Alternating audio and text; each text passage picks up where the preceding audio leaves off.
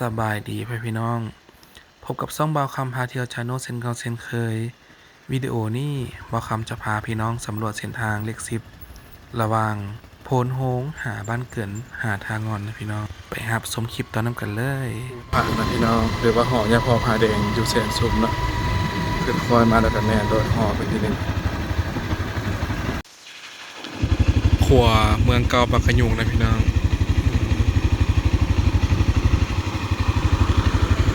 ราคาเก็บบ่เท่ากันได้เนาะรถเมย์4 โมงเช้าหา10 โมงมัน55,000 10 โมงหา4 โมงเช้า60,000บวก 5,000สงสัยเสียบวกค่าลงเวลาอย่างเพิ่มน้ำดื่มช่วงนี้เขียวงามดีพี่น้องนี่เนาะขัวมันก็ปะกะยงเดี๋ยวพาไปเบิ่งบ้านเกินไปที่ไหนพี่น้องติดตามน้ำกันในปัจจุบันเลยเนาะ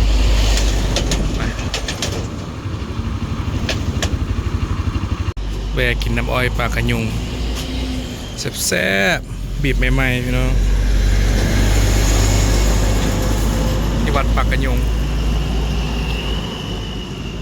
นกยุงนี่แหละ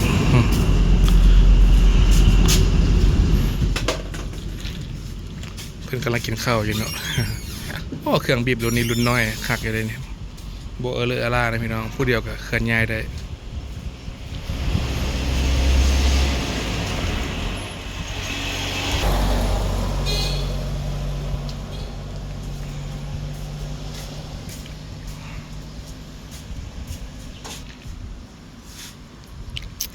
แซ่บเนาะ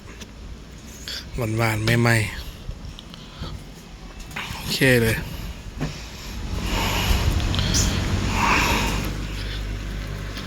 เดี๋ยวเดินทางต่อพี่น้องหาหมูคนหนึ่งเนาะหัดหมูอยู่ทาราชเพิ่นสิมาลินบ้านเกิดน้ำกันซอกนั่งเฮ็ดเบียกแล้วกินข้าวแคมน้ำหน่อยหนึ่งเนาะติดตามไปน้ำกันโอ้ของแท้พี่น้องโดดขุมซ่าเนาะของแท้ไอหลีโดดขุมซ่าที่ไหนคักทาราชนะถึงใจร้ายเนาะได้ใจเงินเนาะมีความสุขไปเด้เห็นบ่เขาบ่300,000ข้ามหนึ่งโหเรื่องแล้วนะขนาดคอยยังไม่ไปแล้วนี่นะคอยยังมานั่งกินอ้อยเจาะ15,000อยู่นี่ไปสายเลาะพี่น้องเลยอันนี้สายทัวริงเนาะโอ้ไมค์เซลฟี่ปั่นกระบอกเลยตีคนก็ตายใหญ่วะใหญ่ใช่ของแท้เนาะไปบ้านเกินเท่าน่ะเอาน้ำมันบ่พวกกินหน้าวะกินหน้าวะหรือกินนี่เหรอแล้วแต่คักอยู่ได้แล้วแต่หัวหน้าเลยเอาไม่หัวหน้าเอาแล้วแต่อาจารย์เด้อดิแล้วเนี่ยอาจารย์มันจะไหนอาจารย์แล้วแต่อาจารย์ครับบุดแดดบืดฝนพี่น้องมื้อนี้มา3แบบเจอ3แบบมื้อเช้าพัดเย็นขี่มาพัดฝนมานี่พัดแดดมันล้มอีกบัดนี้น่ะเอ้าโอ้ของแท้อีหลีเดินทางต่อพี่น้องเสียงลมแทรกเนาะต้องได้มานั่งพากเอาเนื่องจากว่าเบาคำขับรถค่อนข้างไวในหนึ่งเนาะ30 กิโลเมตรต่อชั่วโมงเสียงจะบ่เข้าเสียงลมจะดังแฮงอีหลีจุดนี้เป็นเขตบ้านเกินกลางเด้อพี่น้องเด้อเนาะขี่ยาวมุ่งหน้าไปทางขวาน้ำพนายเขตนี้ก็เป็นจุดหนึ่งที่ตั้งของหมู่บ้านแคมป์เงิมว่าซั่นซะบางจุดก็ยังเห็นบ้านสไตล์ฝรั่งเศสอยู่เนาะสังเกตเลยว่าเขตบ้านเกินนี่หมู่บ้านจะปลูกยาวอยู่ตามรองน้ำนะพี่น้องคันสิว่าก็คือจุดนี้เป็นจุดหนึ่งที่สวยงามบ่ได้น้อยหน้าไปก่อนเมืองอื่นแขวงอื่นพี่น้องเอ้ยถ้าเลี้ยวซ้ายบ่อนนี้เนาะจะเป็นทางเว้นตอนขวาน้ำพนายฮักนี่เพิ่นให้เลี้ยวซ้ายจะออกไปใส่เส้นทางบ้านบอเนาะแล้วก็เส้นทางตัวบ้านเกินตัวเมืองหั้นมันจะมีทางรถน้อยรถใหญ่ไปว่าซั่นๆเนาะกำขัวก็เป็นร้านอาหารพี่น้องเป็นแคมป์เงิมยาวเหยียดเลยแหละเนาะที่ดินเขตนี้ก็บ่แม่นง่ายๆราคาก็ได้บอกเลยว่าบ้านเกินนี้ คันถ้ามีโรงแรมมีที่พักอีหยังหลายๆนี่เป็นเมืองท่องเที่ยวสบายเลยพี่น้องเนื่องจากว่ามีธรรมชาติที่สวยงามเนาะซ้ำบ่นำยังใกล้อยู่แหล่งท่องเที่ยวอ่างน้ำเงิมอีกบ่คำคิดว่าถ้าผู้ใดมาเที่ยวเขตนี้นี่น่าจะติดใจเนาะมานอนแฮมคืนจักคืนหนึ่ง2คืนย่างเลาะลิ้นสำรวจขี่รถเลาะลิ้นสำรวจเขตนี้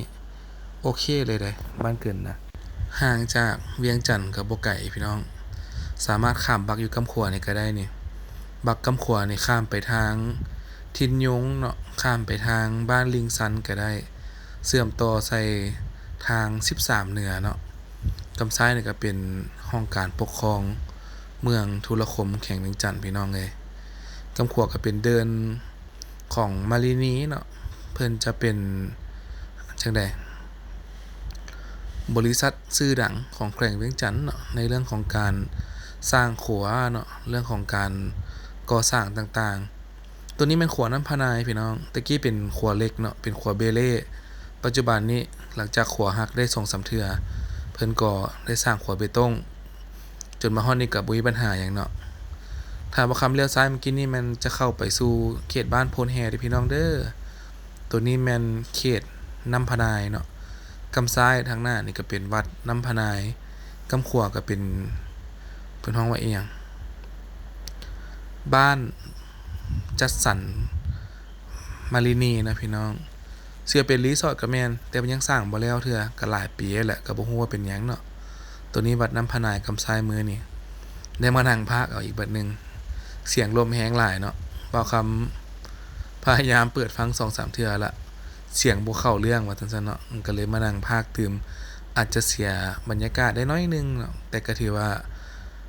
โอเคเนาะได้ฟังเสียงที่เคลียร์ขึ้นสินะตอนนี้จะมุ่งหน้าไปห้านกินข้าวเค็มน้ำนะพี่น้อง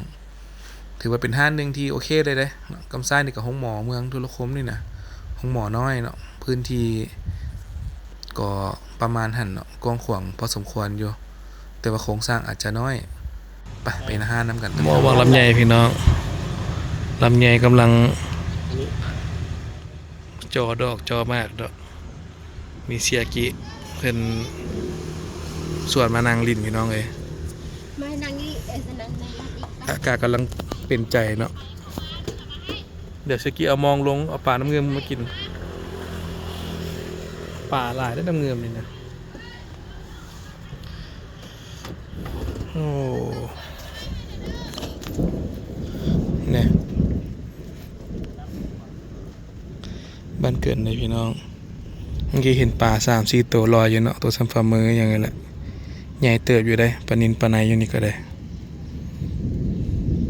ถือว่าน้ำขึ้นนี่พี่น้องเพิ่นปล่อยน้ำเคลื่อนออกมาหลายคักอยู่เนาะวิวดีบ้านเฮาเด้ๆปลาเห็นบ่น้ำเพือบๆอยู่ฮะปลาสูตรปลาคอน้ำลีอยู่ตามภูมิไม้ภูมิหยังวิวดีคักพี่น้องได้นะพี่น้องกะเพรา45,000เนาะแซ่บๆเชื่อกี้เพิ่นกินแกงปลา500,000มาแล้วเนาะเลยบ่อยากเติมช่างต่ำยังก็ตำตีนไก่ตำเล็บมือนางคนว่าอีกเนาะกินข้าวแล้วจ้ะพี่น้องโอ้เสียกีมามือเดียวก็ฝนตกซ้ำพี่น้องเลยโอ้ยธรรมดา กินก้อยปลาคือน้ำเงื่อมมาเป็นว่าแซ่บหลายน้ำตาออกเลยนะจะพาเสียกีลงใส่มองยังน้ำเงื่อมเลยพี่น้องงามฝนตกเนาะขาวจั๊วน้ำเงื่อมบ้านเฮาน้ำเงื่อมบ้านเกินบรรยากาศฝนตกนี่โอ้คักอีหลีพี่น้องสีน้ำสวยงามน้ำเงิมน้ำเลียกปองใส่กันเนาะอยู่ที่พุ่นแหละทาราดพุ่นแหละแล้วก็มาโฮมกันมาเรื่อยๆเนาะจะเป็นสภาพแบบนี้อากาศดี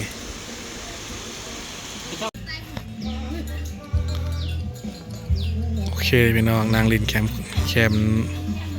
น้ำเงิมเนาะราคาเมนูก็บ่แพงปานใดเนาะ4-50 พันโอเคใส่ได้เดี๋ยวเดินทางตอนกันนะพี่น้องบอลนางลินสะดวกสบายไปง่ายมาง่ายนะพี่น้องแวะมานางลินเพิ่นได้เนาะห้านเช็คอินเนาะชิลแอนด์รีสอร์ทว่าซั่นเด้ไปต่อเฮานะพี่น้องหลังจากกินข้าวกินน้ำแล้วก็เดินทางต่อเนาะเรือนสไตล์ฝรั่งเศสก็ยังเห็นอยู่ที่พี่น้องเด้อเนาะแต่ก็บ่หลายพอปานใดบางหลังก็ถูกทุบไปแล้วเนาะบางหลังก็ยังรักษาไว้อยู่แต่สภาพโดยทั่วไปนี่จะโทรมเนาะนี่ก็คือเขตบ้านเกินเนาะเรือนปลูกไม้ก็หลายกำซ้ายก็เป็นขัวเว้นน้ำพนายในตอนที่ขัวตัวนั้นเพนะพี่น้องมาใส่ตัวนี้ไปต่อนํกันพี่น้องบ้านเรือนหลังใหญ่หลังงามเนาะบ่คำมานอนบ้านเกินประมาณ 4-5 เทื่อในที่ตั้งแต่เกิดมาถ่ายคลิปกับถ่ายส่วนใดส่วนหนึ่งแล้วพามาเบิ่งซื่อๆเนาะเพราะว่ามีคุณลุงเพิ่นบอกว่าคันได้ไก่มาให้ถ่ายเบิ่งเด้อบ้านเกิดในปัจจุบันเป็นจังได๋เขตบ้านเกิดบ้านโพแห่ก็พอได้อินเสิร์ตข้อมูลมาให้ได้รับชมเนาะนี่พอเพิ่นว่าคันบ่คำได้ไก่แล้วมาแวะนะผู้ดีบ่คำไก่มามันก็เลยแวะถ่ายน้อยนึงนี่วัดโพนแห่บอนฝั่งใส่แห่บอนแพใส่บือเป็นว่าโอเคเลยโอ้บักม่วงพี่น้องเอ้ยจัดสะอ่อนขนาดบักม่วงแก้มแดงเนาะคัก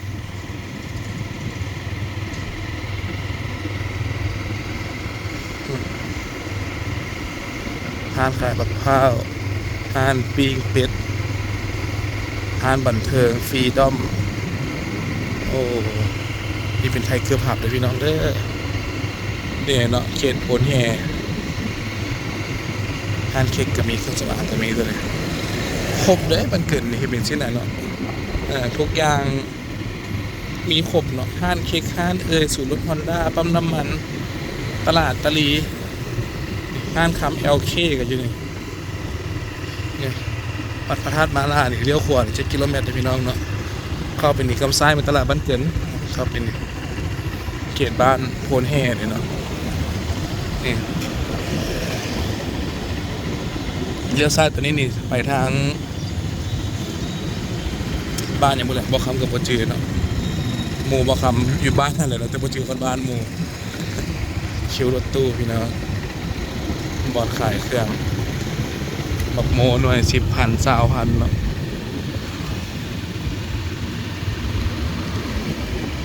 บ้านโพนแห่เมืองทุรคมเมืองเวียงจันทน์ครับ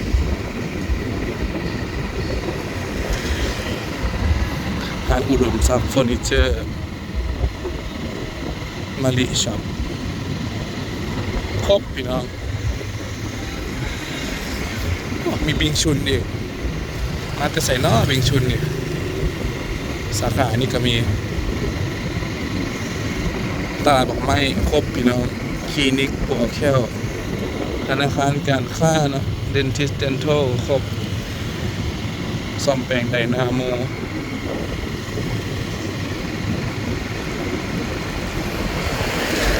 โอ้เดี๋ยวเมื่อหนามานอนขับกันพี่น้องมายืนถ่าย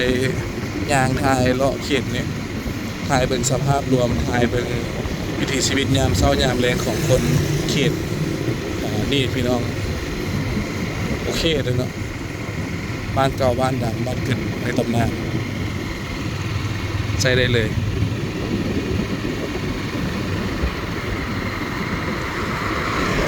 เดินทางต่อพี่น้องเลยคอยตุ๊ดคอยไทยไปเนาะ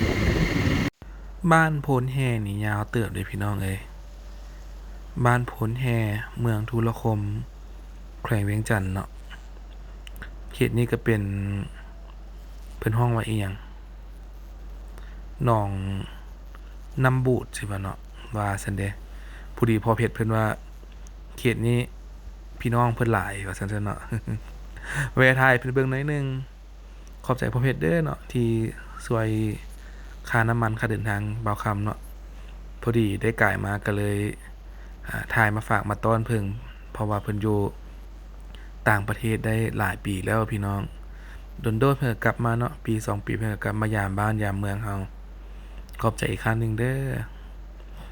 ช่วงนี้อากาศเปลี่ยนแปลงพี่น้องเอ้ยบึดร้อนบึดหนาวคือเว้าคำว่าหั่นแหละ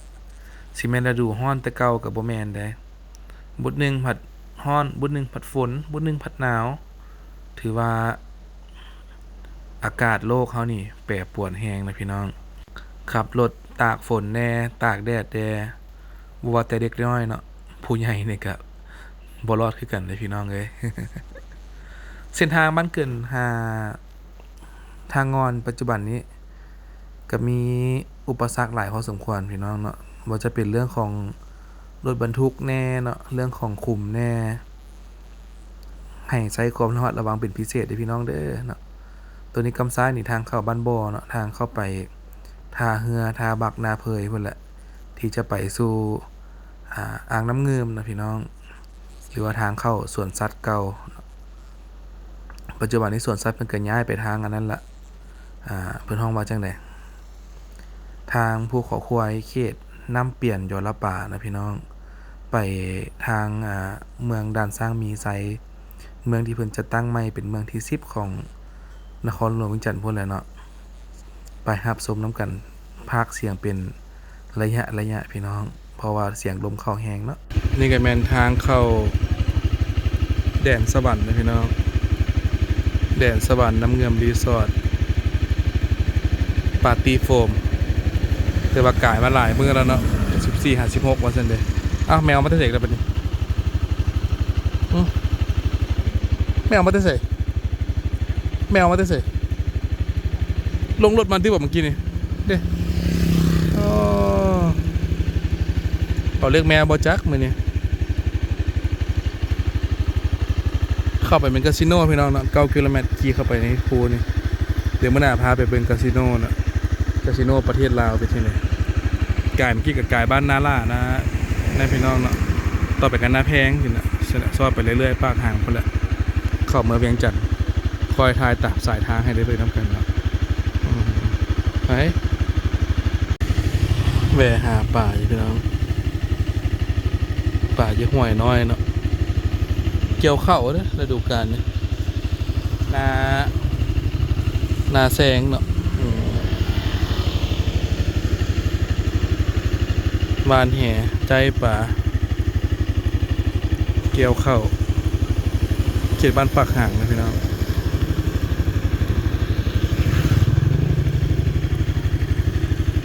พอได้กินอยู่ได้เป็นใจอยู่หั่นจุดนี้ก็เป็นเขตบ้านปากห่างเด้อพี่น้องเด้อเนาะบ้านปากห่างก็เป็นบ้านหนึ่งที่มีทุ่งนากว้างขวางเนาะกำซ้ายนี่จะเป็นสายภูเขาควายสายทางก็ตามที่เห็นเลยเนาะใครแต่ว่าฝนตกไปวังหนึ่งได้นี่เลยเฮ็ดให้ขี้ฝุ่นน้อยคันถ้าฝนบ่ตกบอกเลยว่าง่ายกุบพี่น้องเอ้ยคันรถแล่นสวนกันเนาะต้องได้ค่อยๆไปเพราะว่าขี่รถจักรนี่อุปสรรคหลายเด้อเนาะขี้ฝุ่นเข้าหูเข้าตาเบิดเด้ทุ่งนาเขตนี้นี่ส่วนหลายจะเป็นนาแซงพี่น้องส่วนรับประทานเพิ่นโอเคเนาะจุดนี้ถือว่านำไฟสะดวกเฮ็ดนาได้2ฤดูเลยเนาะทั้งนาแซงทั้งนาปีปากห่างนี่มีห้านเฝอแซ่บด้วยพี่น้องผู้ใดได้ไกลไปไกลมาก็แวะซื้อได้แถวกำขวามือนี่แหละเนาะบ่คำก็บ่ชื่อว่าห้านใดผู้ดีว่าขี่ไวโพดหั่นนะเนาะก็เลยลืมถ่าย แต่ว่าถามคนเบิดบ้านเขาก็ฮู้ดอกเนาะว่าเฝอปากห่างลาบปากห่างอยู่ไสเขาสิแนะนำเนาะเพราะว่าเขตนี้นี่แขกไปไทยมานี่ต้องได้มากินเนาะคันถ้าแม่นแฟนพันธุ์แท้ปากห่างเด้นี่ห้างกำขวามือนี่พี่น้องแต่ว่าเพิ่นปิดเนาะช่วงนี้โหดสุดพี่น้องเอ้ยเนาะเส้นทางปากห่าง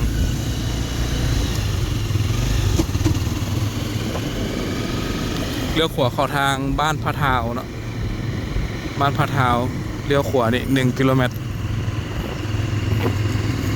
อันนั้นก็เป็นห้านเฝอปากห่างเปิดอยู่บ่เนาะเฝอแซ่บเด้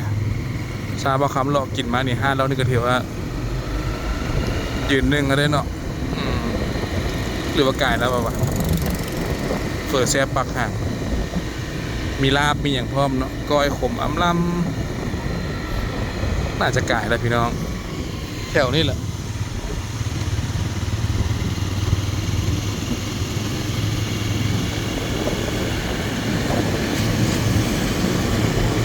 ทางนี้คุมเป็นคุมเลือกลีกคุมเอาเนาะขั้นบนไหนบ่มีลีกกันมันเลือกคุมลงเอาเลยเช่นทางลีก10เวียงจันทน์บ้านเกิดเลยนะพี่น้อง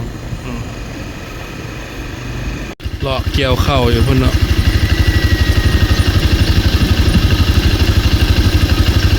เกี่ยวเข้าเกี่ยวน้ำอยู่พุ่นต้นตาลก็หลายเขตนี้พี่น้องเลยกองกับมัวซ้ำต้นตาลกระลาย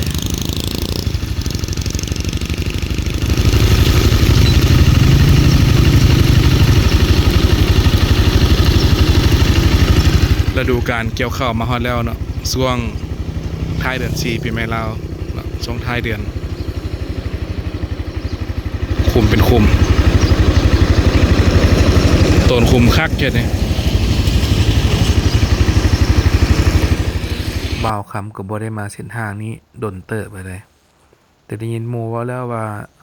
เส้นทางนี้ค่อนข้างยากเนาะก็เลยถือโอกาสมาถ่ายเบิ่งตัวจริงเลย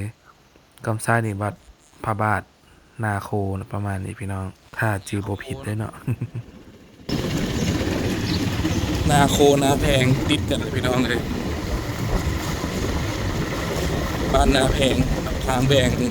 ขึ้นภูเขาควายขึ้นไปปลาแปะขึ้นไปเคลื่อนน้ำมังเนาะขึ้นไปพุ่นแล้วเส้นทางเส้นนี้ซ้อนลองซานพุ่นแล้วเนาะความไกลกันเลยมันง่ายเลยเส้นทางของแท้ดีเนาะ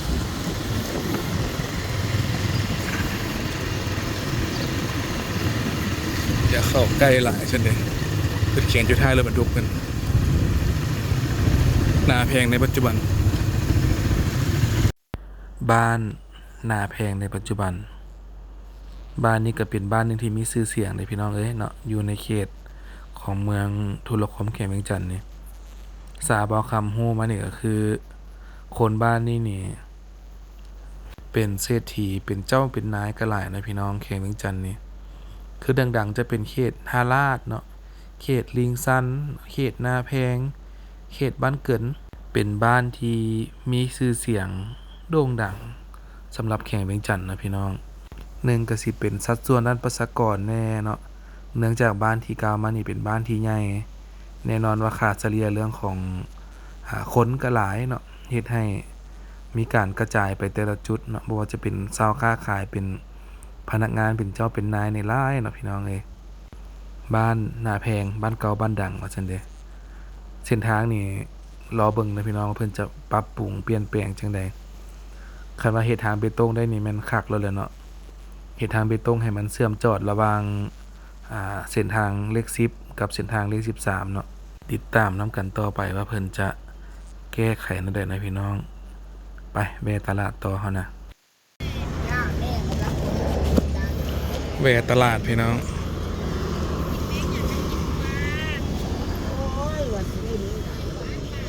มีบักปีเนาะมีบักปีมีบักมะละบักเพชรไข่หมดครบนี่มีอย่างน้ออันนี้ไก่ติบ่นี่คิดว่าเป็ดนะบ่แม่นเนาะปลานิลนะพี่น้องไข่หมดปลานิล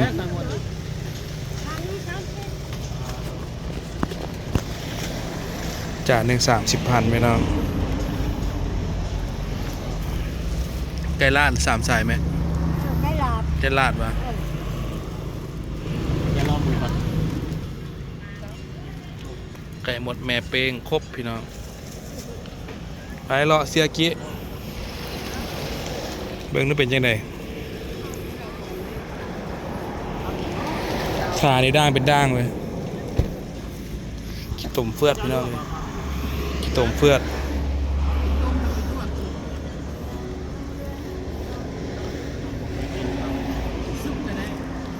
สุป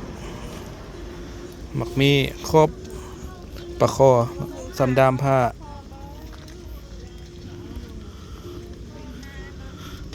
โอ้นกเป็ดตัวน่ะ อันนี้น้อง ไข่เป็ดนะพี่น้อง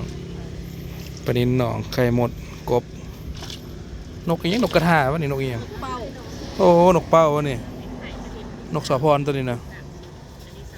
ตัวใหญ่เลยพี่น้อง เป่าควาย ไข่เนี่ยเจ้า 180,000 ตัว90,000เนาะโอ้นกเป้าใหญ่พี่น้องนกเป้าควายแล้ววะหาอยู่นกเป้าควายเนี่ยเนาะหน่อไม้หน่อตอกเฮ็ดโอ้บักกล้วยหลายขนาด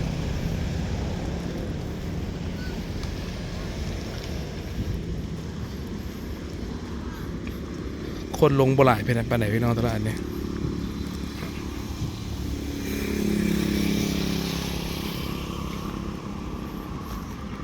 ขึ้นกับบ้านอย่างปุ่นเนี่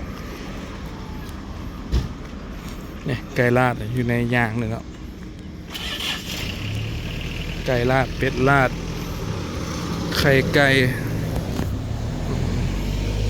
ก่ตี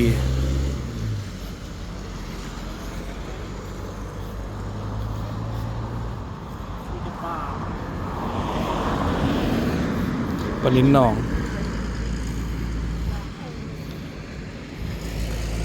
หนังย เพราะว่าเป็นน้ำเดือดครับ ำเนาะ น้ำผัดหลาย จังหวะอยู่ใส่ก่อนที่จริงหลายเด้พักคือบอกได้จริง แรกนี่ไหน ที่จริงหลายช่วงเลี้ยวปีใหม่บางหนึ่งเด้คนยังไปรีดไปกินอยู่ ก็นอนเลยวันนั้นนั่งงานเลยนอน โอ้ยกลับไปรักเดียวนึงขี่แบบไปกระห้อแล้วนะ ข้างหน้าผมมีที่ ต้องรุ่นเอาทั้งหน้าเลย ว่าประกัน บ่ได้จดเมื่อกี้นี่วะ รักเดียวโค้งกลับไปกระห้อแล้วนี่ ทั้งบน เอาเลยไหมไข่จะเป็นผง30แต่ไข่มันลด น้อยยังเกาะอยู่ นอกไม่ไล่มันปดตกแล้วอันมันคือว่ากินลายทั้งโลกเลย เราไม่ไล่ เครื่องแกงมันจะมีเอาจานละสิบก็ได้ อันไหน เครื่องแกงเอาจานละ10ก็ได้ เป้งเป็นเป้งไปหมดเลยนะ เห็นน้ำเดียว อ๋อ ต้มกับเจียวบ่ ที่นี่ก็มันเอาเดียวไว้นอก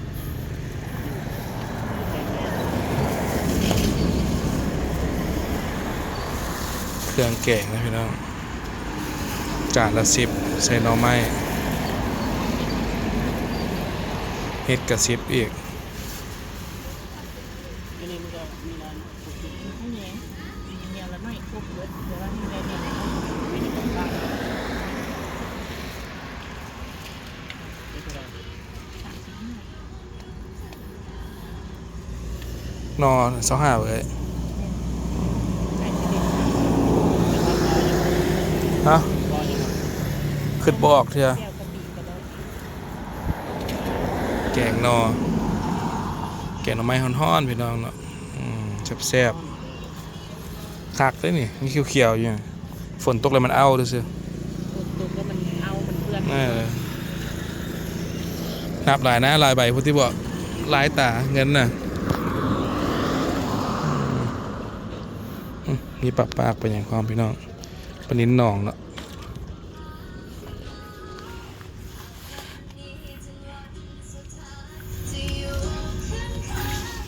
ไข่เป็นไข่ไข่หมดเลยพี่น้อง2 จาน 50 จาน$1ไปเนาะประมาณขีดกว่าๆแล้วใจเด้อโง่บักกล้วยกับครบพี่น้องรถใหญ่มาปิดแต่ซื้อไปปิ้งอยู่เด้อเนาะสลีกล้วยธรรมชาติว่าสิบ่ซื้อหยังซื้อไปต่อไก่ก่อน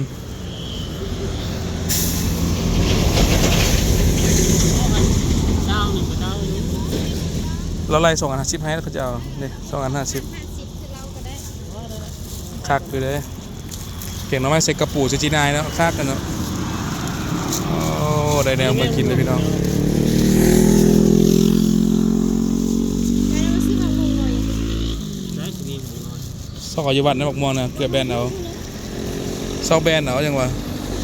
หลายโยยามด้วยนะอ่ะประมาณนี้พี่น้องเนี่ย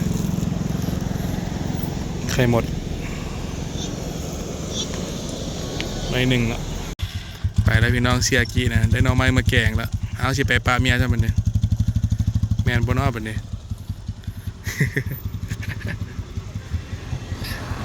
ก็คอโล90,000 60,000พี่น้องลายราคาให้เลือกอ่ะเดินทางต่อเขานะคอยตุ้นคอยไถ่ไปเนาะไล่ไปเรื่อยๆสุดท้ายก็มาฮอดทางอนแล้วพี่น้องคลิปยาวใช้ได้เลยเนาะ โอ้มันง่ายถือว่าเป็นการปิดคลิปกันแล้วกันนะพี่น้องเนาะเกี่ยวกับเรื่องของการเดินทางในครั้งนี้เลาะไปเลาะมาให้ได้ปรับทำก็ได้หัวทางงอนก็โอเคเนาะมีห้านอาหารมีอย่างเต็มอยู่นี่แหละเป็นจุดหนึ่งที่โปรไกจะเว้งกันประมาณ20 กิโลเมตรข้ามขวทางงอนมากระเมนบ้านทาสว่างเลยพี่น้องก็บ่เข้าใจว่าเป็นอย่างพื้นคือใส่ขวทางงอนเนาะเพราะว่ากำนี้เป็นทาสว่างกำนั้นแม่นบ้านไฮแต่เพิ่นฮู้ทั่วไปก็คือขวทางงอนว่าซั่นเด้ ผู้ใดฮู้จักบอกได้เด้อเนาะตะกี้เป็นเขตบ้านทางงอนบ่หรือเพิ่นแยกบ้านเอาหรือว่าจังใดเนาะคือว่าเป็นขวทางงอน แวะกินปิ้งหน่อยหนึงพี่น้องเอ้ยพอดีได้ก่ายมาเนาะมีปิ้งมีต้มร้อนตับบักฮุงครบได้เนี่ยหน้าโรงงานโกลเด้นเดลต้าเลยเนาะเครื่อง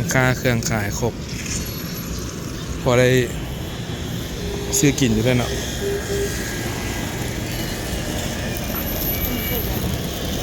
ใครได้ไหมก้อนละ2ใช่ป่ะเอาลองซีมก้อนหนึ่งกันบ่ใส่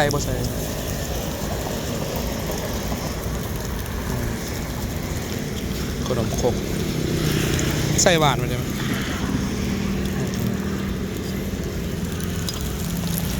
ขวดใหม่ๆนะพี่น้องฮ้อนไปทุกอันวะเนี่ย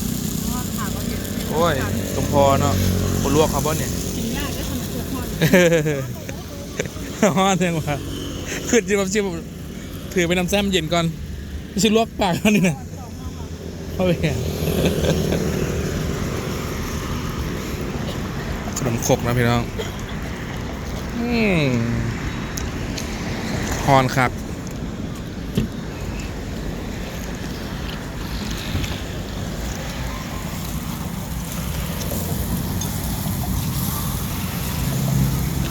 แค่ว่าฮันเนี่ยมีฮันเดียวเนาะ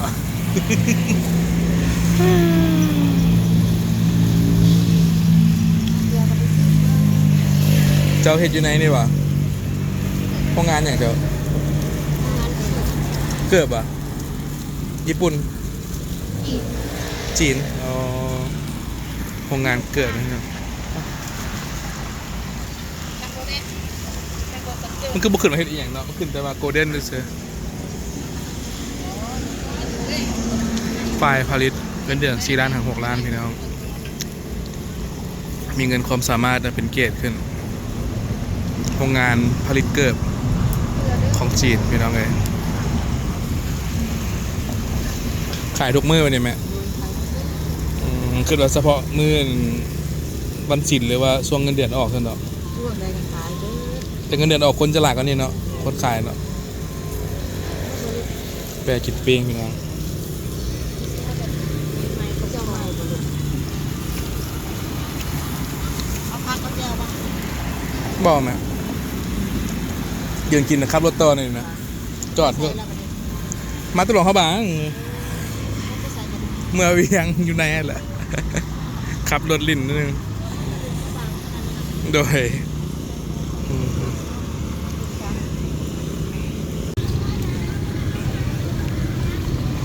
แซ่บๆนะพี่น้อง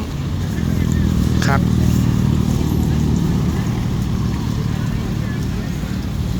สาวเทพเนี่ยไม่ได้เนาะ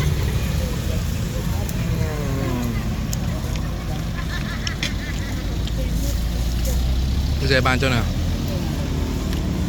ว่านี่ใช่บ้านเจ้าลงมาคายป่ะบ้านยังได้ยินเสียงเนาะ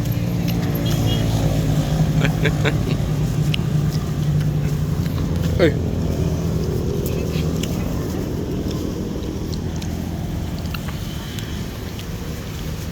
แซ่บๆพี่น้องได้การอยู่เด้ครับ